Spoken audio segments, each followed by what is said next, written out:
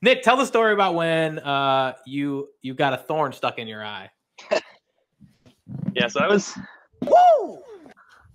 always running into trouble in the neighborhood. Trouble being things hitting me in the face, and then I was like always in the emergency room. Like one time I ran into our neighbor RJ's like porch beam, like knocked myself out. I saw that. I was like hiding behind a car, and there was like a beam here, and you just come running into frame and just boom right into a beam, knocked himself out cold. It was pretty funny. Yeah, so one night we're playing flashlight tag on a Sunday night, and I think we were making our way through this trail in the shrubbery. It was like, pitch black. You just have your flashlight to make your way down the trail. And somebody spotted, Rolf. Yeah. We had a neighbor named Rolf, if you didn't know that. Yeah. And he was like quite a bit older than me. I think he was, 2 years older than you too? Yeah, he was like I think 3 or 4, something like that. Which means he was 6 years older than me, and I was always the youngest. He's the kid who got the fucking. Remember, Allie told a story about the stick getting thrown at you on the podcast, and that's the guy who got the stick thrown at him. And then she threw his stick in the thing. He's the one who got hit, and Rolf's the one who threw it. Yeah. Go ahead. So. Oh, she told a story. He doesn't. He won't remember that. You got to go back and listen. It was a long time ago. So we're walking down this trail, and then we see the light. Rolf is on our tail, and he's always on RJ on this trail. Oh, we take off running. RJ immediately lets go of a branch in the pitch black. So I'm just running blind, and just this branch hits me straight across the face. Yeah. All I remember seeing is like green lightning shoot through my vision in the black. It was like your eye damaged. Yeah, it's like felt like I was sitting out of Harry Potter or something. It was like, and I stopped, and I was like, guys, like I don't know what's going on, but it's my eye. And somebody obviously was like, Nick being a pussy. And then I think it was Rolf caught up, and he's like looking, and he tried to use his finger to get, because there's a little black speck. So like, you just have a little like speck in your eye. And he uses his finger, he's trying to like poke at it, and the whole like film of membrane of my eye slides. Yeah. And my sister goes, everybody stop. Nobody like we were in my bathroom. Yeah, we go back to the bathroom, and then finally bring some parents involved and get rushed to the ER at midnight on a Sunday night. And they had to send me to La Jolla to a specialist. I'm sitting there, and like the guy comes in his robe, and he's cursing, and he's like, "What are you damn kids doing out? Like, don't your parents? It's Sunday night. Don't you have school?" And he does the surgery. I remember it was like this. He put it on this like massive screen, so I kept wanting to look over because it was like a 5-foot wide screen showing my eye on it. And he's like, don't move. You can't move your eye. Where were you? In Alpine? In La Jolla. Oh, La Jolla. At the specialty like optical surgeon or whatever. Yeah.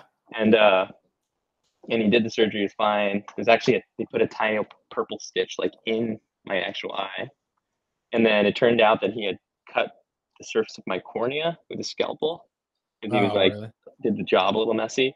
And so I had just the worst night of pain in my life. And then the next day they gave me a contact lens to help.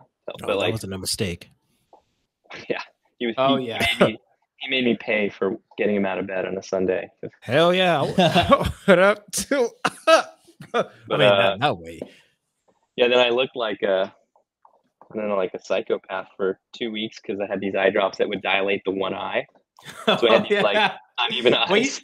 When you do mushrooms, sometimes your eyes will go big and small and big and small. Have you ever done that, Nick? I didn't realize. I mean, I've done mushrooms. So if you're really tripping, sometimes they'll one will shrink and one will go like you had, and they'll go back and forth. And he looked like he was just like insane on acid. It was crazy. I mean, does that actually happen, or did you just think that that's happening? No, I've looked in the mirror, and it's one will kind of shrink, and the other one will go big. It really happens. But it's I don't know. You got to be tripping pretty hard. I don't do that stuff anymore. Yeah, but I mean, I've seen like I don't do that in 5 years. The bark on trees turn into like lizards crawling, but that doesn't mean it actually happened, right? No, but yeah, I think this is more real though. But I don't know. My cousin has he does pills of psilocybin that are like crushed up and like microdosing or what? I think he says it's his, but he's like, I take a lot. I don't know how much he takes, so it's like I don't know what a microdose is to him. You know what I mean? Like a gram. Like what is a microdose to you? I don't know. I don't even know. I've never really microdosed before. But he's getting married in like September in like what's that place that's near Florida? The country, Cuba or something? Not Cuba. It can't be Cuba. Puerto Rico. It's somewhere. He's getting married in some tropical. It's near Florida. You know the country that's like close to it, where people like paddleboard to get there. The country that is U.S. territory. I mean, you're sort of describing Cuba, but they're definitely not getting married in Cuba, I think. Yeah, no, I think like some place like near there, but I don't know what exactly what it is, but some place with a lot of beautiful brown people. That's all I know. Most of the Caribbean. Maybe. And also a lot of Florida. I don't know. Barbados. That's where they're going. Barbados Slim is going to actually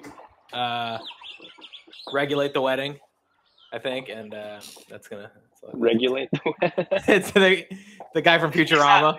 He's not the officiant. He's not going to be the one marrying them. He's just going to walk around and say, he's just going to be like, hey, sit down. Remember at RJ's wedding? Remember that shit? Yeah. That was fucking fun. Yeah. Oh, everybody. Yeah, Selena was wasted. I got too drunk. Yeah. Okay. Can I just take a minute and tell the story where we get sat at this table? So there's like the groom side and the bride side. The bride side was all these like really done up, blonde girls from Ohio or wherever she's from. They're like all like very sorority looking. RJ had his college and high school friends, and then we were like sort of like we grew up together, but there's not another group we fall into, and so we were at this table. Oh yeah. Jordan is sitting there just roasting he's like, look at this. We're at the rejects table. We've got this funny looking guy sitting over here. We've got what'd you call the guy? The Daniel Radcliffe. Like Daniel Radcliffe over here, and the guy's like, what?